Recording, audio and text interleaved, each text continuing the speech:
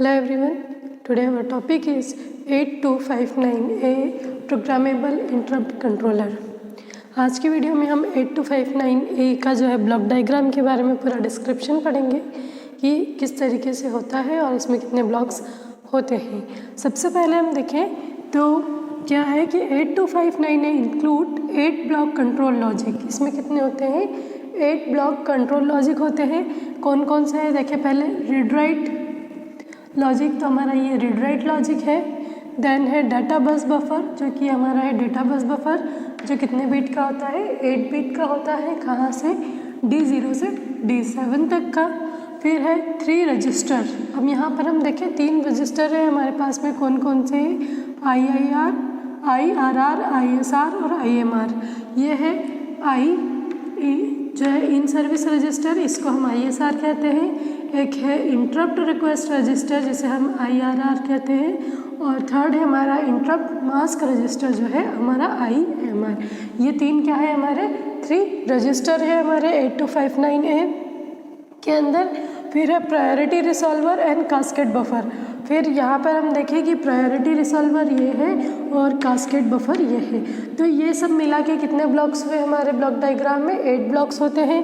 ठीक है, अब हम देखें कि ये जो है जो अलग अलग इंडिविजुअल ब्लॉक का वर्क क्या होता है। जैसे यहाँ पर जो है रीड राइट लॉजिक। ठीक है, read write logic, this is a typical read write control logic. ये क्या है? टिपिकल कंट्रोल लॉजिक है। टिपिकल इट मीन्स जो पहले कंट्रोल लॉजिक पहले के माइक्रो प्रोसेसर में जो यूज़ होते थे, इसी तरीके से यहाँ पे भी यूज़ होते हैं। When the address line A0 at logic 0 the controller is selected to write a command और रीड अ स्टेटस। मतलब जब हमारा यहाँ पर क्या रहता है, लॉजिक, जैसे 2 लॉजिक होते हैं 0 या 1। जब ये लॉजिक 0 पे होता है तो माइक्रो कंट्रोलर सिलेक्ट करता है किसी भी प्रोग्राम को राइट करने के लिए, यानी किसी प्रोग्राम को लिखने के लिए, या फिर क्या करेगा ये कि स्टेटस को रीड करने के लिए यूज़ किया जाएगा। ठीक है, the chip select logic and A0 determine the port address of the controller. Chip select कौन सा है हमारे पास में? ये वाला, ये और ये दोनों मिलकर डिसाइड करते हैं कि हमारे माइक्रो कंट्रोलर का एड्रेस क्या होगा। ठीक है, अब हम देखें इसके बाद में जो ये डेटा बस बफर है। डेटा बस बफर क्या होती है? बाई डायरेक्शनल होती है। इससे हम डेटा को कैरी कर सकते हैं। नेक्स्ट है हमारा कंट्रोल लॉजिक। कंट्रोल लॉजिक कहाँ है हमारा? यहाँ पर ये रहा हमारा कंट्रोल लॉजिक, जिसमें हमको 2 पिन्स दिख रही हैं। फर्स्ट है INTA और सेकंड है INT। ठीक है, तो यहाँ पे 2 पिन्स हैं। ठीक है, INTA जिसका मतलब क्या होता है? इंटरप्ट। ठीक है, एज एन आउटपुट। यहाँ पे जो INTA है ये क्या है? INTA interrupt as an output. और सेकेंड है हमारा INTA, तो ये क्या है? Interrupt acknowledgement. यहाँ पर INTA जो है वो इंटरप्ट एक्नॉलेजमेंट है, जो कि कैसे वर्क करेगा? ये इनपुट की तरह वर्क करेगा। ठीक है, तो ये जो है हमारा जो है ये किसकी तरह वर्क कर रहा है? आउटपुट की, और ये इनपुट की। तो अब यहाँ पे डायग्राम में हम देखें एरो से ही शो हो रहा है। जो एरो अंदर की साइड आ रहा है ये मतलब ये इनपुट के लिए वर्क कर रहा है, और जो एरो बाहर की तरफ जा रहा है ये आउटपुट के लिए वर्क कर रहा है। नेक्स्ट है the INTA is connected to the interrupt pin of the MPU।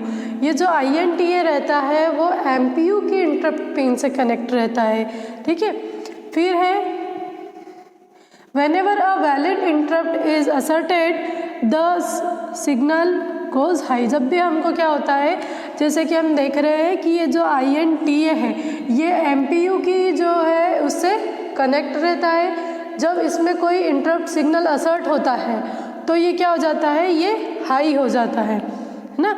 The INTA as the interrupt acknowledgement signal from the MPU। अब ये क्या करेगा? ये एक्नॉलेज देगा कि MPU को कोई सा इंटरप्ट अकर हुआ है कि नहीं। तो यहाँ से अगर कोई इंटरप्ट आता है तो ये उसका एक्नॉलेज करता है कि यहाँ पर इंटरप्ट क्रिएट हुआ है। ठीक है, तो ये जो हमारे कंट्रोल लॉजिक, जिसमें हमने 2 पिन्स, एक इनपुट के लिए एक आउटपुट के लिए होती है। फिर नेक्स्ट देखें interrupt register and priority resolver. Interrupt register कौन कौन से हैं हमारे पास? हमारे पास 3 इंटरप्ट रजिस्टर हैं। फर्स्ट है ISR, सेकेंड है IIR और थर्ड है IMR। ठीक है, तो हम यहाँ पर देखें तो IRR मतलब इसका फुल फॉर्म होता है इंटरप्ट रिक्वेस्ट रजिस्टर। इसमें जो है 8 क्योंकि 0 to 7 8 क्या होती है? इनपुट होते हैं, इंटरप्ट रिक्वेस्ट इनपुट होते हैं। जैसे कि देख रहे हैं यह इंटरप्ट रिक्वेस्ट इनपुट ये जहाँ पे जो है करते हैं। तो IR interrupt request 0, interrupt request 1 ऐसे लेके 0 से 7 तक होते हैं। ठीक है, अब नेक्स्ट है हमारा इंटरप्ट मार्क रजिस्टर जिसको हम IMR कहते हैं। तो ये 3 रजिस्टर्स होते हैं जिसे हम क्या कहते हैं? इसे कहते हैं हम इंटरप्ट रजिस्टर्स। और जो है बीच में हमारा है ये क्या है? प्रायोरिटी रिसॉल्वर। ठीक है, the IRR interrupt request register कौन सा है? सबसे कॉर्नर वाला, has 8 input line for interrupt. यहाँ पर जो हम 0 to 7 तक देखिए हमने ये 8 इनपुट लाइन है जो कि क्या करती है? इंटरप्ट के लिए होती है। When this line go high the request are store in register. जब भी इनके सिग्नल्स, इन लाइन के सिग्नल्स हाई होंगे तो इंटरप्ट के जो भी रिक्वेस्ट है वो कहाँ पर? रजिस्टर में आके स्टोर हो जाएगी। ठीक है, द ISR कौन सा है? ये interrupt service register store all the levels that are currently being serviced. वो सब लेवल्स को स्टोर करके रखता है जिसे अभी करंट में सर्विस दी गई है। फिर है IMR, the IMR store the making bits of the interrupt line to be masked. जो IMR है वो क्या करता है? इंटरप्ट की मेकिंग बिट्स को स्टोर करके रखता है जो कि क्या होने वाली है? मास्क्ड होने वाली है। फिर है the PR it means priority resolver जो दोनों रजिस्टर के मिडिल में है। Examine this 3 registers and determine whether INT should be send to the MPU। यहाँ पर ये क्या करती है? ये रजिस्टर्स को एग्जामाइन करती है और ये डिसाइड करती है कि कब MPU को इंटरप्ट सेंड करना है। ठीक है, इसीलिए ये क्या है? बीच में है। यहाँ से हम देख रहे हैं कि प्रायोरिटी रिसॉल्वर जो है यहाँ बाई डायरेक्शन है और यहाँ पर 1 डायरेक्शनल है। ठीक है, अब नेक्स्ट है हमारा कास्केड बफर। कास्केड बफर में क्या है हमारा? देखें तो ये कितने हैं? 3 है। तो this block is use to expand the number of interrupt level by cascading 2 और मोर 8259A। अब यहाँ पर क्या होता है कि जब हमारे पास जैसे इंटरप्ट लेवल कम है और अगर हम इंटरप्ट लेवल को और एक्सपांड करना चाहते हैं तो हम क्या कर सकते हैं? 2 या 2 से ज़्यादा प्रोग्राम इंटरप्ट कंट्रोलर को कास्केड कर सकते हैं और कास्केड करने के बाद उसे एक्सपांड कर सकते हैं। तो इस चीज़ के लिए हम क्या किसका यूज़ करते हैं? कास्केड बफर का या कंपैरेटर का। ठीक है, तो ये क्या था? हमारा ब्लॉक डायग्राम था 8259A का जिसमें हमने जो है data bus buffer, read write logic, cascading buffer, compare और फिर कंट्रोल लॉजिक और ये 3 जो है हमारे रजिस्टर है पढ़े हैं हमने। और जो है रीड राइट ऑपरेशन जो कि क्या होता है? टिपिकली रीड राइट ऑपरेशन ही होते हैं। तो इस तरीके से इसका ये ब्लॉक डायग्राम का डिस्क्रिप्शन था। अब अगर हम देखें कि इसकी पिन डायग्राम, तो इसकी पिन डायग्राम बनाएंगे तो कितने का पिन का होता है? ये 28 पिन का होता है।